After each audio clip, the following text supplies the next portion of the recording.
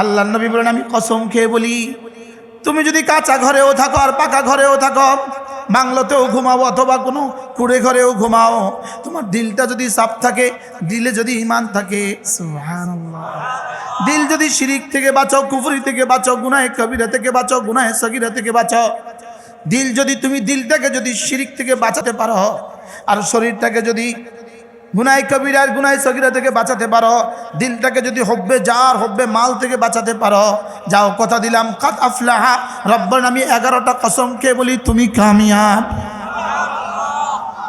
তুমি কি বলেন? আমি বললাম রব্বুল আলামিন কাদ আফলাহা মান যাক্কাহা। এবার কামিয়াব মানুষের একটু চিহ্ন তো বলে দেন। এবার রব্বুল আলামিন বলেন কাদ আফলাহাল মুমিনুন الذين هم في صلاتهم خاشعون والذين هم عن اللغو معرضون والذين هم للزكاة فاعلون والذين هم لفروجهم حافظون إلا على أزواجهم أو ما ملكت أيمانهم فإنهم غير ملومين فمن ابتغى وراء ذلك فأولئك هم العادون والذين هم لأماناتهم وعهدهم راعون والذين هم على صلواتهم ইউহাফিজুন। রব্বুল আলামিন বলেন কামিয়াব মানুষের চিহ্ন দুনিয়াতে হলো 7টা। সুবহানাল্লাহ। বলেন কামিয়াব মানুষের চিহ্ন দুনিয়াতে কয়টা? আবার বলেন কয়টা? একবারও আসে নাই তার একটা দামি গাড়ি আছে। যেমন আমার একটা দামি গাড়ি আছে, আমার একটা দামি গাড়ি আছে। আল্লাহ ইন্না লিল্লাহি ওয়া ইন্না ইলাইহি কি আলাম দুনিয়া পাইলে ইন্না লিল্লাহি কইতে হবে। এটা কোনো লাভের জন্য নয়, এটাও জলবে মানফাতের জন্য নয়, এটাও দফে দরের জন্য। যেহেতু লম্বা সময় সফরে থাকি, এই জন্য সফরে লম্বা সময় ভালো গাড়ি না হলে কি হয়, কষ্ট হবে। এই জন্য দফে দরের জন্য এই গাড়ি, ক্ষতি থেকে বাঁচার জন্য। আগে না বলছি দুনিয়া জলবে মানফাতের নামেই না, দুনিয়া মজা ভোগ করার নামেই না, দুনিয়া শুধু ক্ষতি থেকে বাঁচো। কি দুনিয়া সুন্দর একটা বাড়ি না,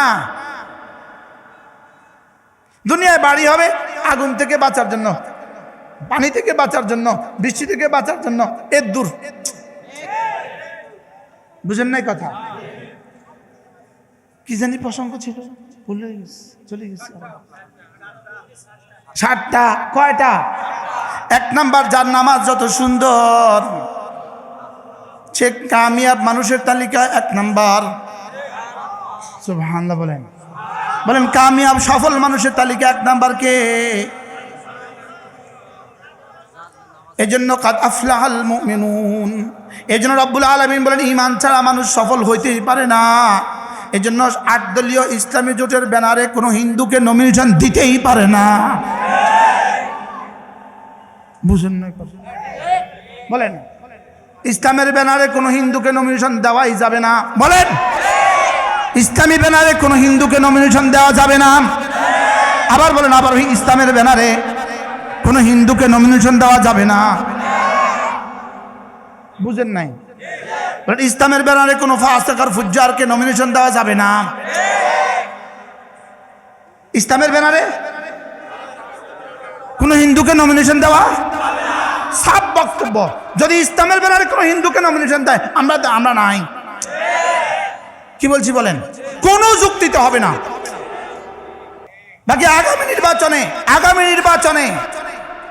নির্বাচনে ইসলামের ব্যানারে যদি 1 বক্স আসে, একজন ক্যান্ডিডেট আসে, আগামী নির্বাচনে ইসলামের ব্যানার নিয়ে যদি একজন ক্যান্ডিডেট আসে, একটা বক্স আসে, একটা মার্কা আসে, আমার ঈমান তাকে ভোট দেওয়া। কি বুঝছেন? বুঝেন না? বলে অ্যাগেন রিপিট, আবার বলেন। কন্যা না বুঝলে কন্যা আবার বলেন। বলেন আগামী নির্বাচনে বলেন ইসলামের ব্যানার নিয়া যদি একজন প্রার্থী একটা প্রতীক নিয়া আসে, তাইলে এখানে ভোট দেওয়া এটা মুসলমানের ইমানি দায়িত্ব।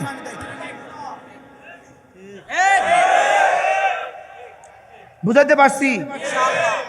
2 জন প্রার্থী আসছে, ইনি আর ইনি, 2 জন প্রার্থী আপনার কাছে আসছে। আপনি দেখবেন কে নামাজ পড়ে কে পড়ে না। আপনি দেখবেন কার দাড়ি আছে কার দাড়ি নাই। আপনি দেখবেন কার কোরআন শরীফ শুদ্ধ কার কোরআন শরীফ শুদ্ধ না। আপনি দেখবেন কার দ্বারা আশা করা যায় চুরি হবে না। এই জন্য আমি বলি আগামী নির্বাচন আমাদের জন্য এটাও জলবে মানফাত নয়, দাফে দরর। সুবহানাল্লাহ বলেন। ক্ষতি থেকে বাঁচার জন্য এতটা আমরা করছি, ক্ষতি থেকে বাঁচার জন্য আমরা এতটা করব।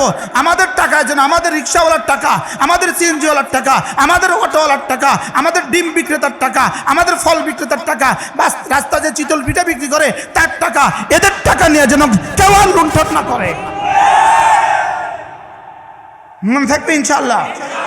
বলেন ইনশাআল্লাহ, বলেন ইনশাআল্লাহ। কি বুঝাইছি?